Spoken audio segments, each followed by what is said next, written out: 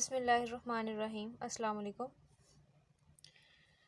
Students. हमने 11th class physics new book का chapter 5 start किया था और उसमें हम फ्लूइड डायनामिक्स में आज टॉपिक पढ़ेंगे बर्नौलीज इक्वेशन का। बर्नौलीज इक्वेशन बहुत इंपॉर्टेंट लॉन्ग क्वेश्चन है और ये रिपीटेडली पास्ट पेपर्स के अंदर भी पूछा गया है। तो अपने लॉन्ग क्वेश्चन को स्टार्ट करते हैं। बर्नौली इक्वेशन हमारे पास क्या स्टेट करती है?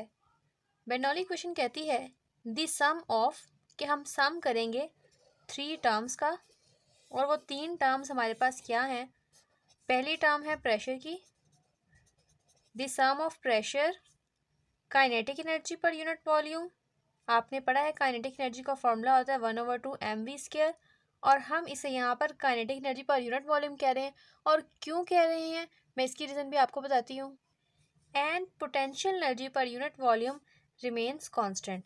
यहाँ पर ये term potential energy per unit volume को रिप्रेजेंट करती है, जबकि पोटेंशियल एनर्जी का ओरिजिनल फार्मूला mgh है। अब इसी मैथमेटिकल डेफिनेशन को उन्होंने ऊपर राइट डाउन किया है कि एक आइडियल फ्लूइड के लिए the sum of pressure, kinetic energy per unit volume and potential energy per unit volume of an ideal fluid throughout its steady flow remains constant. एक आइडियल फ्लूइड के steady flow के लिए, ऐसा flow जिसके flow के अंदर change नहीं आ रहा, उसका फ्लो स्टेडी है, उसके लिए इन तीनों टर्म्स का सम करेंगे तो वो आपके पास एक कांस्टेंट के इक्वल होगा। कांस्टेंट का मतलब ये है कि वो चेंज नहीं होगा। और मैंने आपको ये लास्ट वीडियो में भी बताया था कि अगर आपको कह दिया जाए कि ये चीज़ कांस्टेंट के इक्वल है या ये इक्वेशन कांस्टेंट के इक्वल है, इनका सम कांस्टेंट के इक्वल है, इसका मतलब है कि हम उस इक्वेशन को दो सिचुएशंस में अप्लाई करते हैं और हम कहते हैं कि पहले की जो वैल्यू आई है उन सब का सम इक्वल होना चाहिए दूसरे के सम के। अब जैसे यहाँ पर बर्नौली इक्वेशन और हम फ्लूइड डायनामिक्स पढ़ रहे हैं, तो हम यहाँ पर पाइप के 2 एंड्स की बात करेंगे, एक अपर एंड होगा, एक लोअर एंड होगा। हम अपर एंड पे pressure, kinetic energy per unit volume और potential energy per unit volume के लिए कैलकुलेशंस करेंगे, वो इक्वल होगी लोअर एंड के कैलकुलेशन के सम के, pressure, kinetic energy per unit volume और potential energy per unit volume के। तो आप इस इक्वेशन को इस तरह से भी राइट डाउन कर सकते हैं। पाइप के एक एंड का प्रेशर P1 है, वहाँ पर फ्लो करने वाले फ्लूइड की वेलोसिटी V1 है और उसकी हाइट अर्थ से h1 है। इसी तरह लोअर एंड पे जब हम बात करते हैं, दूसरे एंड पे बात करते हैं, उसका प्रेशर P2 है और वहाँ पर वेलोसिटी V2 है और उसकी हाइट ज़मीन से h2 है। और at the lower and and at the upper and दोनों की वैल्यूज़, दोनों का सम हमेशा सेम आएगा। अब स्टूडेंट्स, आपके कॉन्सेप्ट के लिए ये आप अगर लॉन्ग क्वेश्चन आता है तो आप उसमें ये रीजंस नहीं लिखेंगे, मैं जस्ट आपकी अंडरस्टैंडिंग के लिए एक्सप्लेन करना चाह रही हूँ कि आपके पास आपके क्वेश्चन जहन में जब पहला क्वेश्चन है वो ये आता है कि हम यहाँ पर मैथ की जगह डेंसिटी का इस्तेमाल क्यों कर रहे हैं। फिर यहाँ पर भी हमने मैथ की जगह पोटेंशियल एनर्जी में डेंसिटी का इस्तेमाल किया, यहाँ पर हम मैथ क्यों नहीं अप्लाई कर रहे। या हमने ये कहा कि kinetic energy per unit volume या potential energy per unit volume हमने क्यों कहा, हम काइनेटिक एनर्जी क्यों नहीं कह रहे और पोटेंशियल एनर्जी क्यों नहीं कह रहे, और अगर पर यूनिट वॉल्यूम का वर्ड इस्तेमाल कर रहे हैं तो ये क्यों कर रहे हैं। तो असल में स्टूडेंट्स, इसकी रीज़न ये है कि हम यहाँ पर बर्नौली इक्वेशन को जो कंस्ट्रक्ट करने का मकसद है वो ये है कि हम एनर्जी को डिफरेंट पॉइंट्स पर एक फ्लोइंग लिक्विड के लिए कंपेयर कर सकें। जैसे हमारे पास अगर ये पाइप है और पाइप का ये अपर एंड है, पाइप का एक लोअर एंड है, हम कहते हैं कि हमें यहाँ पर भी एनर्जी चाहिए, यहाँ पर भी एनर्जी चाहिए, यहाँ पर भी चाहिए।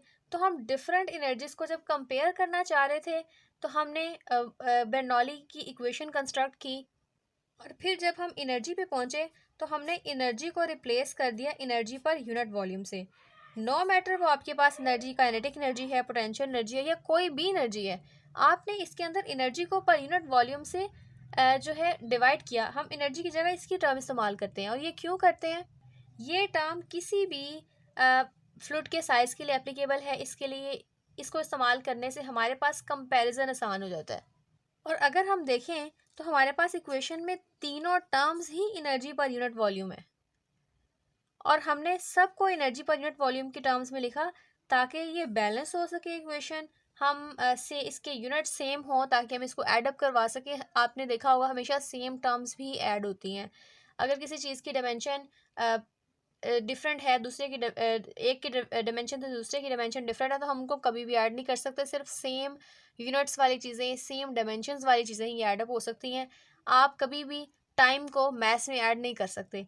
इसी तरह आप एनर्जी पर यूनिट वॉल्यूम को ही एनर्जी पर यूनिट वॉल्यूम में ऐड कर सकते हैं और नेक्स्ट भी आपको एनर्जी पर यूनिट वॉल्यूम में चाहिए।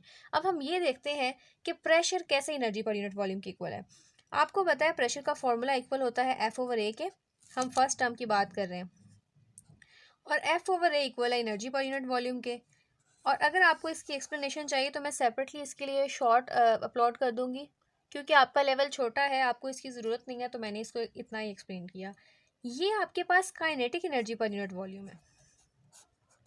अब ये kinetic energy per unit volume कैसे हुई और हमने यहाँ पे रो का इस्तेमाल कैसे किया? तो स्टूडेंट्स, आपने फॉर्मूला पढ़ा होगा काइनेटिक एनर्जी का 1/2 mv²। जब आपने काइनेटिक एनर्जी को वॉल्यूम से डिवाइड किया तो ये आपके पास इस तरह टर्म आ गई। v वेलोसिटी है, नीचे वाला वॉल्यूम, v वॉल्यूम को रिप्रेजेंट कर रहा है और आपको पता है कि मैस बाय वॉल्यूम आपके पास डेंसिटी होता है, तो आपने लिखा 1/2 रो v²।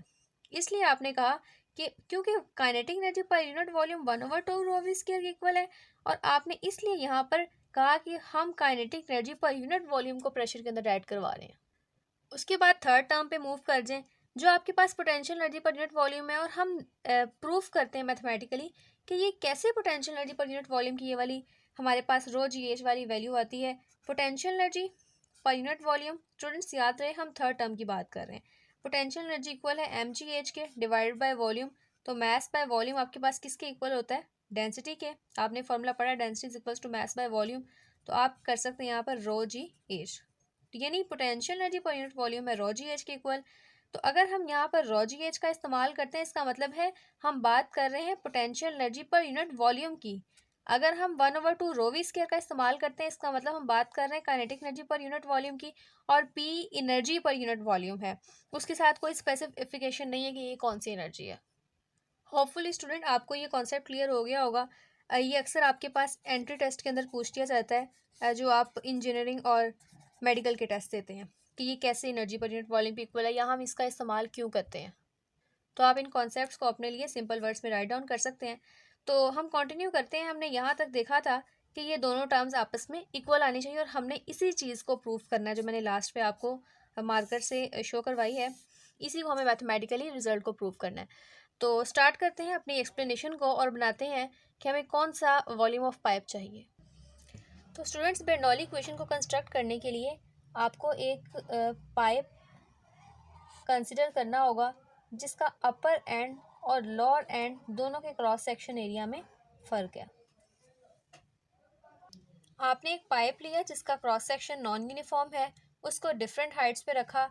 ये अगर आपके पास फ्लोर है तो यहाँ की हाइट डिफरेंट है और स्मॉल क्रॉस सेक्शन की हाइट डिफरेंट है। आप पाइप के इतने से पार्ट को कंसिडर कर रहे हैं जिसके ऊपर ऑब्जर्वेशन कर रहे हैं, ये अपर एंड का है। इस तरह से आप लोअर एंड का भी एक स्पेसिफिक पार्ट है जिसके लिए आप कैलकुलेशंस करवा रहे हैं। अपर एंड से फ्लूइड एंटर होता है, तो यहाँ पर इसकी वेलोसिटी को v1 से रिप्रेजेंट करेंगे, और लोअर एंड से क्योंकि फ्लूइड बाहर आता है तो उसकी वेलोसिटी को हम v2 से रिप्रेजेंट करेंगे। जितना फ्लूइड का मास अपर एंड पे है, लोअर एंड पे भी उसका उतना ही मास प्रेजेंट होगा। अपर एंड की हाइट अर्थ से h1 है, जबकि लोअर एंड की हमारे पास h2 है। यहाँ पर जो हमने क्रॉस सेक्शन कंसिडर किया उसकी मोटाई डेल्टा एक्स है, यानी विड्थ, और नीचे वाले की उसकी भी डेल्टा एक्स है। अपर को 1 का नाम दे दें और नीचे वाले को डेल्टा एक्स 2 का नाम दे दें। अपर पार्ट का क्रॉस सेक्शन एरिया A1 है, जबकि लोअर पार्ट का हमारे पास A2 है। अब स्टूडेंट्स, अगर आपको इक्वेशन ऑफ कॉन्टिन्यूटी याद हो तो जिस चीज़ का क्रॉस सेक्शन एरिया ज़्यादा होता है वहाँ पर वेलोसिटी कम होती है। इसका क्रॉस सेक्शन एरिया ज़्यादा है तो यहाँ पर v कम है, इसका क्रॉस सेक्शन एरिया कम है तो यहाँ पर v की वैल्यू ज़्यादा है। और जब हम प्रेशर ड्रॉ करते हैं तो हम कहते हैं कि हमारे पास अपर साइड से प्रेशर P1 इनवर्ड है और P2 से भी प्रेशर इनवर्ड ही है। अब ये बड़ी कन्फ्यूजन क्रिएट करती है बच्चों के अंदर कि अगर एक साइड से लिक्विड अंदर आ रहा है, दूसरी साइड से लिक्विड को बाहर जाना चाहिए। लिक्विड बाहर ही जाता है, लेकिन ये प्रेशर P2 है जो कि उस लिक्विड की वजह से लगता है जिसको सराउंडिंग लिक्विड ने घेरा हुआ है। या ये कह लें कि प्रेशर हमारे पास फ्लूइड पर एक लगने वाली स्क्वीजिंग फोर्स है जो हर लिक्विड पर लगती है, हर डायरेक्शन से लगती है, राइट टू लेफ्ट लगेगी, इस तरह ये लेफ्ट टू राइट भी लगेगी। इसका मतलब है कि लिक्विड सराउंडिंग फ्लूइड से हर साइड से पुश किया जाता है, तो इसलिए हमने यहाँ पे P2 को इन्वर्ट लिया है। अब क्वेश्चन ये राइज होता है कि अगर ऐसा है, प्रेशर अगर इधर वाली साइड से भी अंदर को लग रहा है, तो ऐसा क्यों होता है कि पाइप की एक साइड से हम पानी को एंटर करवाते हैं और दूसरी साइड से बाहर निकल जाता है। तो स्टूडेंट्स याद रखिएगा, पानी या कोई भी लिक्विड जो मूव करता है, जो जिसका एक फॉरवर्ड पाथ है, वो हमेशा P1 माइनस P2 के डिफरेंस की वजह से होता है। अपर और लोअर साइड पे जब प्रेशर का डिफरेंस होता है, उसकी वजह से हमारे पास पानी फ्लो करता है। अब स्टूडेंट्स, ये जो मैंने यहाँ पर सारी बातें की, आप इसको अपने सिंपल वर्ड्स में एक्सप्लेन कर सकते हैं कि हमारे पास एक आइडियल फ्लूइड है और टी टाइम में उसके अंदर कोई लिक्विड फ्लो कर रहा है, उसके अपर एंड पे फोर्स F1 इक्वल है P1 A1 के। और ये कैसे आई, आपने प्रेशर का फॉर्मूला पढ़ा है, P is equals to F/A। अगर आपको फोर्स चाहिए तो आपको प्रेशर और एरिया को मल्टीप्लाई करना पड़ेगा, where P1 is the pressure at upper end, A1 is the area at upper end. इसी तरह से सेम चीज़ें आप सिमेट्री के साथ करेंगे। F1 की जगह F2 लोअर एंड पे, प्रेशर P1 की जगह P2 है और एरिया A1 की जगह A2 है। अब आपको वर्क डन कैलकुलेट करना होगा, उसके आगे हम फर्दर कैलकुलेशंस करते हैं। तो वर्क डन का स्टूडेंट्स फॉर्मूला आपके पास होता है F.D। आप कर रहे हैं वर्क डन अपर एंड पे, तो F1, D1 और W1, जो कि आपके पास डायरेक्ट कैलकुलेशंस बुक में हुई हैं। इसके लिए आपको D पता होना चाहिए कि D हमारे पास क्या है। आपने फॉर्मूला पढ़ा होगा S equals to VT। S फासला है, जबकि हमारे पास यहाँ पे जो चौड़ाई है वो डेल्टा x1 है, और वेलोसिटी आपके पास फर्स्ट एंड पे v1 है, और टाइम आपके पास डेल्टा t है, जो आप सब में दोनों एंड्स के लिए सेम ही लेंगे। तो यानी आप D1 जो कि हमारे पास फोर्स और डिस्प्लेसमेंट का प्रोडक्ट होता है, वो हमारे पास डेल्टा x1 है, तो हम यहाँ लिख सकते हैं F1 डॉट डेल्टा x1। और जब भी हम दो चीज़ों का डॉट प्रोडक्ट लेते हैं, तो आपने देखा है हम साइन कॉस थीटा लगाते हैं, F1 delta x1 cos theta. और थीटा हमारे पास एंगल क्या है, यहाँ पे वेलोसिटी और प्रेशर दोनों के दरमियान एंगल 0 डिग्री क्या है, क्योंकि दोनों ही एक दूसरे के पैरेलल हैं। पैरेलल वेक्टर्स के लिए हम 0 डिग्री इस्तेमाल करते हैं, तो आप यहाँ पे लगाएंगे F1 delta x1 cos 0 degree, और कॉस 0 आपके पास 1 के इक्वल होता है, तो आप यहाँ लिख सकते हैं F1 डेल्टा x1। अब आपको ये प्रिडिक्ट करना है कि F1 यहाँ पे क्या है। आपने प्रेशर का फॉर्मूला पढ़ा है, प्रेशर का फॉर्मूला आपको क्या कहता है कि P is equals to F divided by A। अगर आप फोर्स चाहते हैं तो आप प्रेशर और एरिया दोनों को मल्टीप्लाई करवाएंगे, और क्योंकि यहाँ पर हम अपर एंड की बात करें तो सब टर्म्स के साथ 1 1 लगाएंगे। तो यहाँ पे आप पुट करवा सकते हैं F1 इक्वल है P1 A1, और डेल्टा x1 किसके इक्वल था, V1 डेल्टा टी के, V1 डेल्टा टी। तो ये आपके पास वर्क डन आ रहा है ऑन दी अपर सरफेस। आप चाहें तो स्टूडेंट्स इसको वर्टिकली भी डाउनवर्ड, इसको वर्टिकली भी इसी मैथमेटिकल फॉर्म को लिख सकते हैं। इसी तरह हम लोअर एंड का कैलकुलेट करेंगे, वहाँ पर भी सेम चीज़ें हैं, जहाँ जहाँ आपने 1 लगाया वहाँ वहाँ आप 2 लगाएंगे, जहाँ पर आपके पास एंगल 0 डिग्री है वहाँ पर एंगल डिफरेंट होगा। तो work done on lower surface को हम रिप्रेजेंट करेंगे W2 से, F2 D2।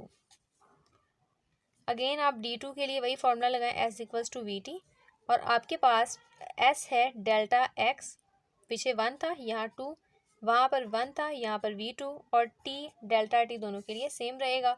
और फोर्स भी आप इस तरह से कैलकुलेट कर सकते हैं जैसे हमने पीछे कैलकुलेट की थी।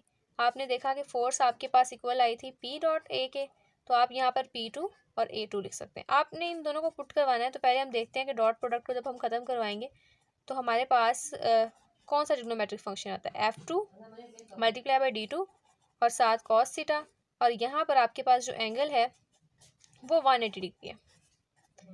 अब थीटा कैसे 180 डिग्री है, आपके पास V2 बाहर को है जबकि प्रेशर अंदर को है, और जब भी दो चीज़ें ऑपोजिट डायरेक्शन में होती हैं, एक चीज़ आपके पास इधर को जा रही है दूसरी इधर को है, इन दोनों की डायरेक्शन दूसरे के ऑपोजिट है, तो आप यहाँ पर थीटा को 180 डिग्री लेते हैं। अगर आपने चैप्टर 2 पढ़ा था तो आपको पता होगा इन चीज़ों का।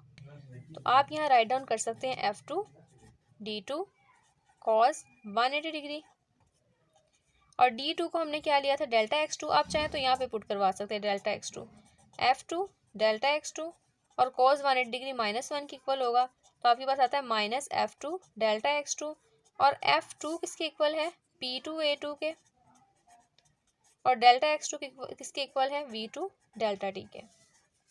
तो आपके पास ये प्रोडक्ट आता है -P2A2 V2 डेल्टा t, जो कि लोअर एंड का वर्क डन है। अब स्टूडेंट्स आपको टोटल वर्क डन या नेट वर्क डन कैलकुलेट करना होगा। उसके लिए आपको W1 और W2 दोनों की वैल्यूज़ को एडअप करवाना होगा। फर्स्ट वैल्यू आपके पास क्या आई थी, P1 A1 V1 delta t plus, और W2 की वैल्यू क्या आई है, -P2 A2 V2 delta t। यहाँ पे स्टूडेंट्स जो टर्म है A1 V1 और डेल्टा t, A2 V2 और डेल्टा t, इसको आप V के इक्वल पुट करवा सकते हैं, जो कि वॉल्यूम ऑफ द फ्लूइड है। आपने इक्वेशन ऑफ कॉन्टिन्यूटी पढ़ी थी, A1 V1 is equals to A2 V2। अगर आप इसके साथ A1 और V1 के साथ डेल्टा t को भी दोनों साइड्स में मल्टीप्लाई करवा देते हैं, तो आपके पास ये वॉल्यूम के इक्वल आता है। इसका मतलब है कि आप यहाँ पर भी V पुट करवा सकते हैं और यहाँ पे भी V पुट करवा सकते हैं। तो आपके पास क्या आता है, P1 V plus minus minus P2 V। P1 और P2 आप इसको ब्रैकेट में लिखेंगे और V आप में के पास कॉमन है, आप इसको सेपरेट ले लेंगे, तो वर्क डन आपके पास इक्वल आता है P1 minus P2 multiply by V। याद रखिएगा स्टूडेंट्स, ये जो हमने V पुट करवाया है ये वेलोसिटी नहीं है, ये वॉल्यूम है। और ये भी मैं क्लियर कर दूं कि ये वॉल्यूम कैसे है। V1 वेलोसिटी थी, आपको पता है क्वेश्चन ऑफ कॉन्टिन्यूटी में एरिया और वेलोसिटी ही है। वेलोसिटी और जब टाइम को मल्टीप्लाई करते हैं तो S equals to V T के अकॉर्डिंग आपके पास एक साइड आती है जिसको आपने डेल्टा एक्स लिया था, एक साइड की लेंथ, और एरिया तो वैसे ही दो साइड्स की लेंथ होता है, तीन साइड्स की लेंथ को मल्टीप्लाई करेंगे तो आपके पास ऑटोमेटिकली वॉल्यूम ही आएगा। अब हम यहाँ पर वॉल्यूम की जगह को सब्स्टिट्यूट करवाने जा रहे हैं। स्टूडेंट्स आपने डेंसिटी का फॉर्मूला पढ़ा है, मैस बाय वॉल्यूम। अगर आप वॉल्यूम चाहते हैं तो आपको मैस और डेंसिटी को इंटर रिप्लेस करवाना होगा, volume is equals to mass by density. तो आप यहाँ पर पुट करवा सकते हैं P1 minus P2 mess by density. ये आपके पास इक्वेशन 1 आई है। अब जब भी स्टूडेंट्स आपने किसी भी फ्लूइड के ऊपर वर्क करवाना है तो उसमें काइनेटिक एनर्जी में भी उसका कुछ पार्ट जाएगा और कुछ जो है वो पोटेंशियल एनर्जी की फॉर्म में भी उसका पार्ट यूज़ होगा। तो चेंज इन पोटेंशियल और चेंज इन काइनेटिक एनर्जी हमारे पास क्या आएगी। अब काइनेटिक एनर्जी में चेंज की बात हम तभी करते हैं जब हमारे पास दो काइनेटिक एनर्जी होती है, एक 2 वाली और एक 1 वाली, और हम बाद वाली में से फर्स्ट वाली को माइनस करवा देते हैं। यानी हम इसे ये कह सकते हैं कि 1/2 m v2 स्क्वायर क्योंकि सेकंड है, 1/2 m v1 स्क्वायर क्योंकि ये फर्स्ट है। तो ये हमारे पास चेंज इन काइनेटिक एनर्जी आ गई है, इसको आप इक्वेशन 2 का नाम दे दें। इस तरह पोटेंशियल एनर्जी की भी इसी तरह हम इसमें लिखेंगे, mgh दूसरी हाइट पे माइनस mgh पहली हाइट पे। चेंज का मतलब ये होता है कि आप फाइनल में से इनिशियल को माइनस करवाएं, क्योंकि सेकंड वाली फाइनल है, या कह लें कि सेकंड वाली बाद वाली है, तो हम पहली वाली में से 1 वाली में से माइनस करवा देते हैं। अब हम वर्क एनर्जी प्रिंसिपल का इस्तेमाल करेंगे जो कहता है कि वर्क डन इक्वल है change in kinetic energy plus change in potential energy.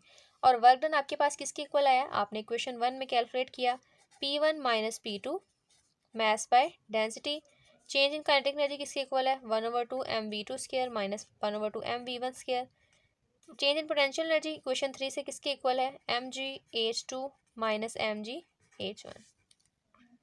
यहाँ पे आपके पास मैस यहाँ पर बाहर कॉमन लिया हुआ है, आप यहाँ से भी मैस को बाहर कॉमन ले सकते हैं। आपके पास अंदर क्या बचता है, 1/2 v2 स्क्वायर माइनस, इस तरह सबसे लेंगे, मैस इधर मल्टीप्लाई हो रहा है, इधर आके डिवाइड करवा दें, या आप डायरेक्ट भी कैंसिल करवा सकते हैं। आपके पास क्या बचता है, P1 minus P2 multiply by 1/रो। अब रो यहाँ डिवाइड हो रहा है, दूसरी साइड पे जाएगा तो आपको पता मल्टीप्लाई होगा, और ये क्योंकि ब्रैकेट के बाहर मल्टीप्लाई हो रहा है तो ब्रैकेट के सब टर्म्स के साथ मल्टीप्लाई होगा। इसको हम मल्टीप्लाई करवाएंगे 1/2 रो v2 स्क्वायर 1/2 रो v1 स्क्वायर प्लस रो gh2 माइनस रो gh1। अब स्टूडेंट्स देखें 1 और 2 वाली टर्म्स कौन सी, 2 वाली कौन सी है, ये। इसके अलावा हमारे पास फर्स्ट टर्म है राइट साइड पे, इस तरह हमारे पास राइट साइड पे थर्ड टर्म 2 वाली, बकाया सारी टर्म्स 1 वाली हैं। आप क्या करेंगे, या नेगेटिव वाली टर्म्स को दूसरी साइड पे ले जाएं, या 2 वाली और 1 वाली टर्म्स को सेपरेट कर लें। मैं आपके इजी कॉन्सेप्ट के लिए क्या करती हूँ, मैं कहती हूँ कि जिसके साथ नेगेटिव है उसकी साइड चेंज कर दें। इसके साथ नेगेटिव का साइन है, इसको इधर ले आएँ, P1 प्लस 1/2 रो V1 स्क्वायर। इसके साथ नेगेटिव है, इसको इधर ले आएँ, रो GH1 इस तरह से आ जाएगा। अब ये माइनस P2 है, इसको इधर ले आएँ, ये प्लस P2 हो जाएगा। ये ऑलरेडी प्लस है, इसको यहाँ पर ही रहने दें, 1/2 रो V2 स्क्वायर इक्वल के बिल्कुल इधर ही रहेगा। इसके अलावा इसके साथ भी प्लस है, ये भी इधर ही रहेगा। तो आप देख रहे हैं स्टूडेंट्स कि आपके पास 1 वाली टर्म्स एक साइड पे हो गई हैं और 2 वाली टर्म्स एक साइड पे हो गई। यही हमारे पास इक्वेशन ऑफ कॉन्टीन्यूटी थी, जिसको हम ऐसे भी लिख सकते हैं 1/2 रो V स्क्वायर प्लस रो GA, जिसमें आप 1 और 2 नहीं बल्कि जनरलाइजेशन के साथ बात करेंगे। अगर इन दोनों एंड्स पर इन सबका सम इक्वल है तो हम कह सकते हैं कि ये हमारे पास इक्वल होना चाहिए कांस्टेंट के। कांस्टेंट का मतलब ये है कि इन तीनों का सम आपके पास इक्वल होगा। होपफुली स्टूडेंट्स आपको आज का लेक्चर समझ आएगा होगा। कोई क्वेश्चन हो तो आप कमेंट सेक्शन में पूछ सकते हैं। मिलते हैं नेक्स्ट वीडियो में, तब तक के लिए अल्लाह हाफिज़।